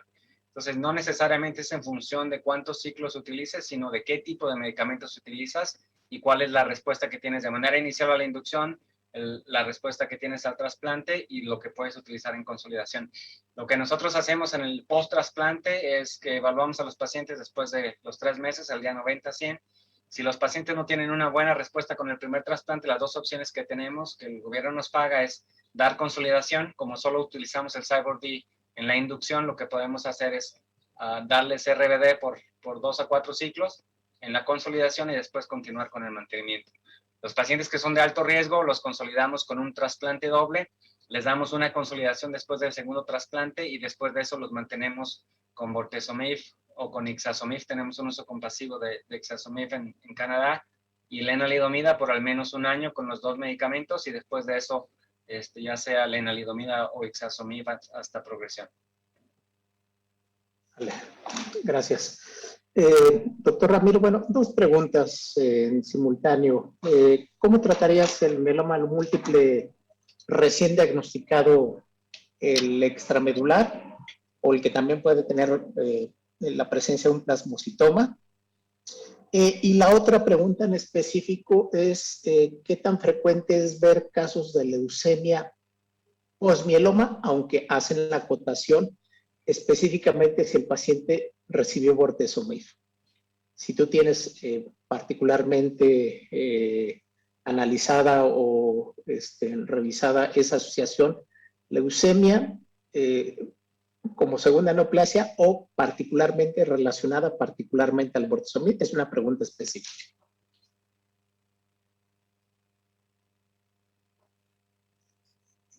Tienes muteado tu micrófono, Ramiro. Perdón. En cuanto a los plasmocitomas, habitualmente el paciente que debuta, que llega con mieloma múltiple y presenta plasmocitomas extramedulares, pues el tratamiento bortezomib, ciclofosfamida. Se hace la evaluación con estudio de PET, se evalúa dónde están los sitios y se le da radioterapia. Habitualmente las mejorías son bastante buenas. Las mejorías en cuanto a los plasmocitomas son completas y las remisiones en relación a los criterios internacionales que se utiliza para evaluar al mieloma múltiple, pues son apegados a esto conforme se va avanzando el tratamiento mes a mes. Tenemos nosotros algunos casos de plasmocitomas subcutáneos. Casi siempre nosotros los vemos en la recaída. Desafortunadamente, el paciente que debuta con plasmocitoma subcutáneo, una respuesta completa duradera, pero que recaen con plasmocitomas subcutáneos, pues la supervivencia no es mayor a 3 meses. Realmente nosotros les hemos dado desde talidomida, dexametasona, que es lo que falla, hasta carfilzomib, bortezomib, daratumumab. El daratumumab mostró cierta mejoría en los pacientes con plasmocitomas subcutáneos, pero una vez que se deja aplicar el daratumumab, pues el plasmocitoma subcutáneo regresa. También le dimos radioterapia a las lesiones subcutáneas y el plasmocitoma subcutáneo regresa. Lo que nosotros hemos visto en la evidencia de este tipo de plasmocitomas es que en una recaída es muy aparatosa, es muy grave, una mortalidad alta, al 100%, no sobrevive más allá de 3 meses. El paciente que más nos vivió fue uno en el que empleamos daratumumab, posteriormente le dimos radioterapia, volvieron a recaer y ya se trató como linfoma, se le dio CHOP, mejoró el tiempo que estuvo el CHOP y la radioterapia, terminaste de darle el CHOP y vuelve a recaer y el paciente desafortunadamente fallece. El pronóstico es desfavorable cuando se asocian con los plasmocitomas subcutáneos.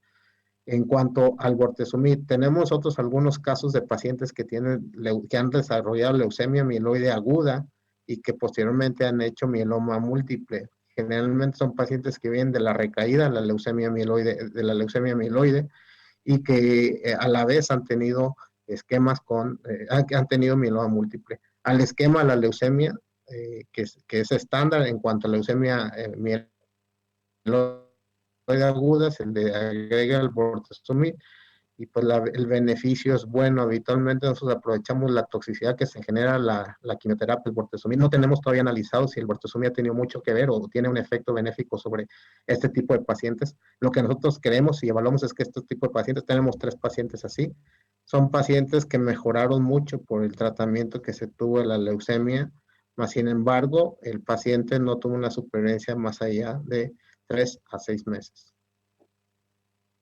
Víctor, ¿tú alguna experiencia que tengas específicamente en relación a lo de leucemia?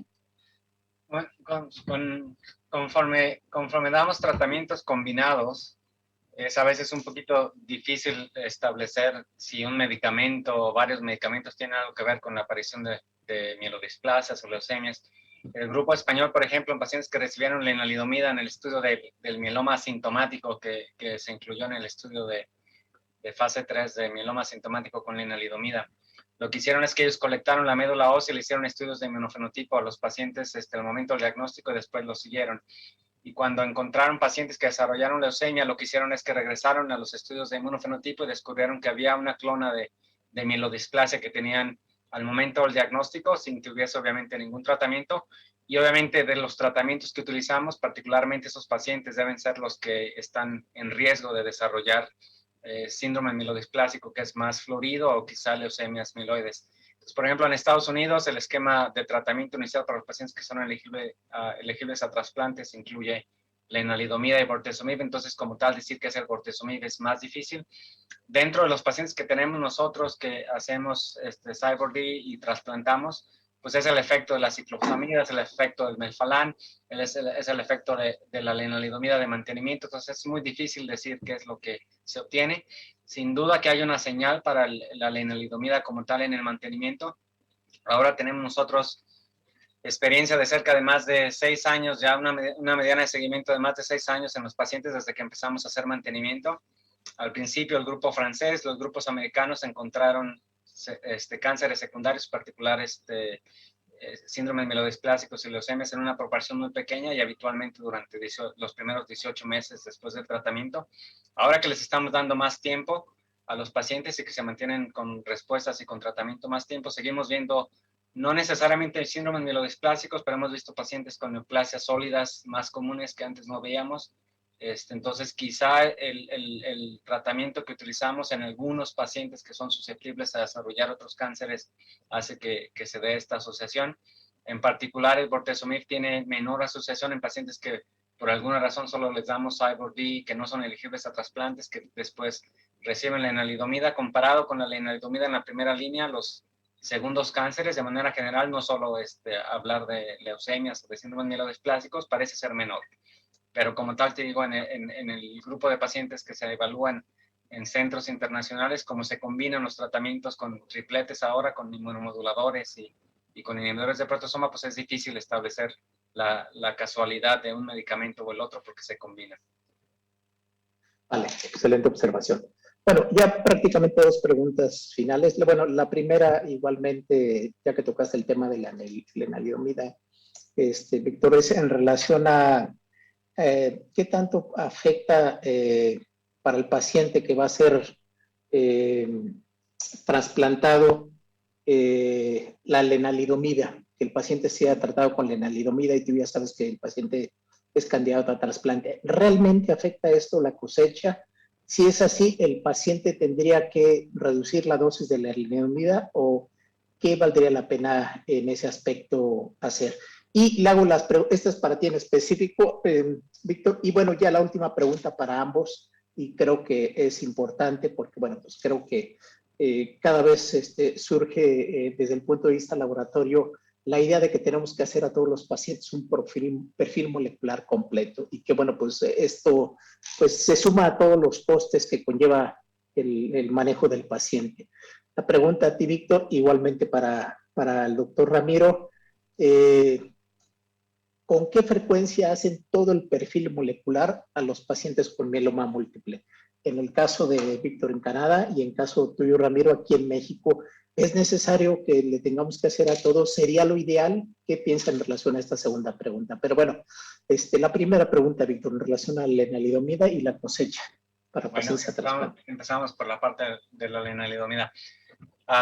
Hace más de 10 años, cuando estaba en Estados Unidos con Rafael, los pacientes ahí reciben lenalidomida, dexametasona y después les dan la opción de decidir si quieren hacer trasplante o si prefieren colectarse y después hacer el trasplante cuando sea necesario. Obviamente los pacientes que tienen una buena respuesta van a decir, colecten mis células, pero como tengo buena respuesta y estoy tolerando muy bien la lenalidomida de dexametasona, no van a escoger el trasplante de manera inicial. Entonces, lo que observamos en ese entonces, y lo publicaron el grupo de Arizona, es que los pacientes con lenalidomida tienen menores cuentas de CD34 y la proporción de pacientes con falla a la colección es un poco mayor.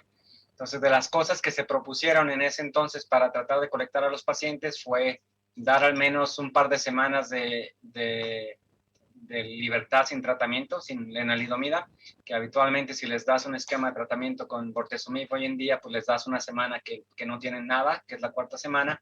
Entonces, agregar una semana más. Y la otra opción es utilizar ciclofosfamida o utilizar factor de crecimiento con plerixafor de manera, le llamamos en demanda, que si el paciente tiene una cuenta menor a 20 después de que se le dio el tratamiento con Neupogen, entonces utilizar el plerixafor. Y algunos centros hoy en día, eso fue hace 10, 15 años, lo que hacen es que a todos les hacen la colección con este factor y con plerixafor y los rangos de respuesta son adecuados. Aquí nosotros hacemos colecciones con una finalidad de obtener al menos 10 millones de células. Entonces, los pacientes que tenemos en lenalidomida nos cuesta un poco más de trabajo, pero porque tenemos un rango de colección mayor. Pero si tu rango de colección es 2, y con estos tratamientos se ve afectado un poco, pero si les das 2 semanas o si usas el factor y lo combinas con plerixafor, más del 97-98% de los pacientes pueden ser colectados sin problemas. Obviamente en poblaciones como la mexicana, utilizar estos medicamentos que son más costosos tiende a ser más complicado. Entonces, utilizar la lenalidomida y además utilizar plerixafor y pagarlo, pues viene a incrementar los costos para colectar las células hematopoyéticas. Y bueno, la segunda pregunta voy a dejar que Ramiro conteste primero y después te doy mi respuesta. Vale.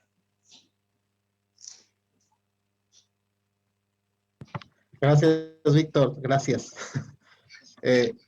Gracias, Víctor. Pues yo que más quisiera, recientemente para los perfiles moleculares se ha trabajado muchísimo. Creo que aquí solamente la gente que tiene todos los recursos lo puede tener, digamos en Monterrey, con los maestros de Monterrey.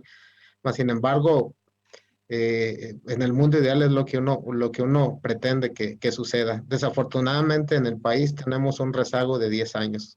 Estamos hablando de BiTEs, estamos hablando de CAR T-cells, estamos hablando de muchas moléculas con la inmunoterapia a la vuelta de la esquina, pero nosotros todavía no salimos de la talidomida, dexametasona, ciclofosfamida, y estamos alegres porque tenemos el bortezomib. Nuestro esfuerzo, desafortunadamente, en los últimos 10 años se ha desgastado en buscar el acceso a más y mejores drogas para lograr una respuesta prolongada, profunda y duradera.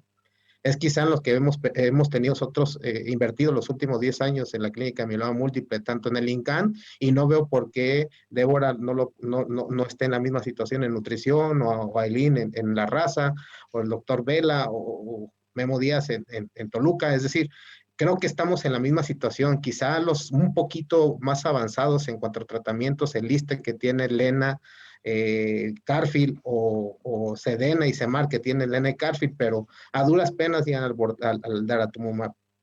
Hemos invertido entonces más en el tratamiento y en el diagnóstico hemos avanzado solamente en tener PET, en tener citometría de flujo, y la citometría de flujo muy limitada en cuanto a algunos con neuroflujo, otros no, y pues obviamente sin pensar en los perfiles de moleculares específicos. Los FISH y los cariotipos específicamente no podemos seleccionar células o clonas de mieloma para tener cada vez una selección de estudios o alteraciones citogenéticas de mal pronóstico en cada vez en mayor pacientes.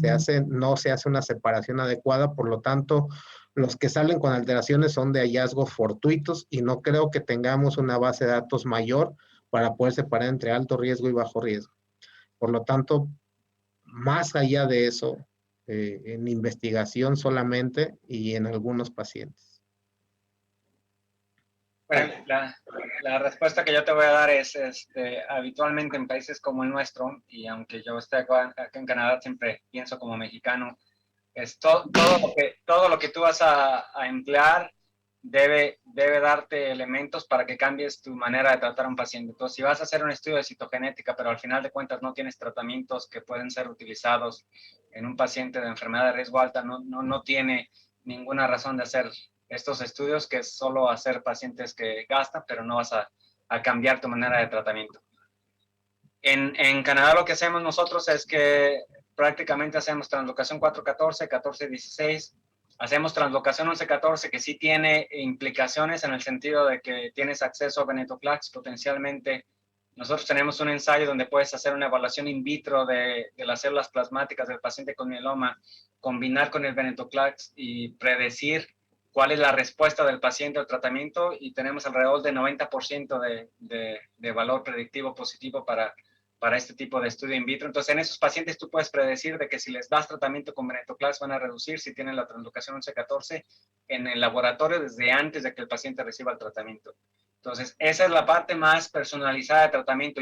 Tú tienes un estudio que te va a hacer cambiar la manera en la que tratas al paciente.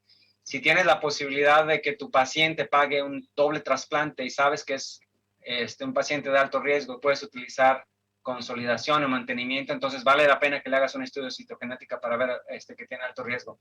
Pero si al final de cuentas no tienes nada que va a cambiar el tratamiento, hacerle un estudio que no te va a servir en tu manejo, no tiene sentido. Entonces, hoy en día lo que estamos tratando de hacer aquí en Canadá, hacemos el estudio de FISH que está recomendado por el consenso internacional, pero lo que estamos haciendo es tratar, ahora estamos en una fase donde estamos colectando los datos de estudios genómicos, de alteraciones citogenéticas de manera genómica con genómica de nueva generación, y estamos tratando de buscar mutaciones que como tal pueden ser tratadas con nuevos medicamentos, con la idea de quizá en esos pacientes darles tratamiento. Sabemos que el 50% va a tener alteraciones de la vía de RAS.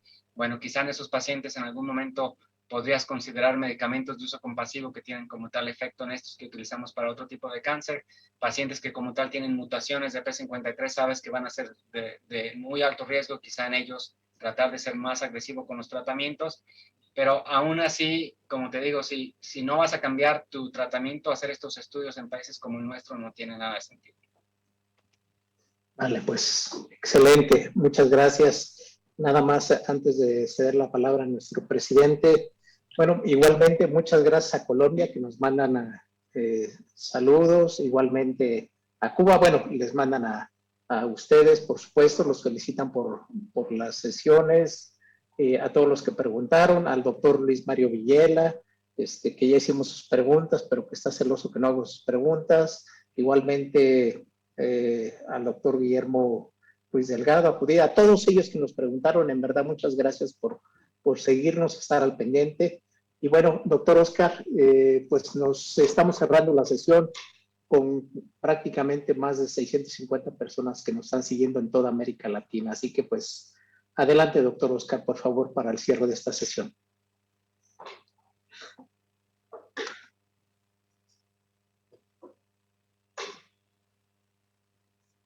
Tienes muteado tu micrófono, doctor Oscar. Listo. Gracias, doctor Martínez Murillo, doctor Víctor Jiménez Cepeda y al doctor Ramiro Espinosa Zamora.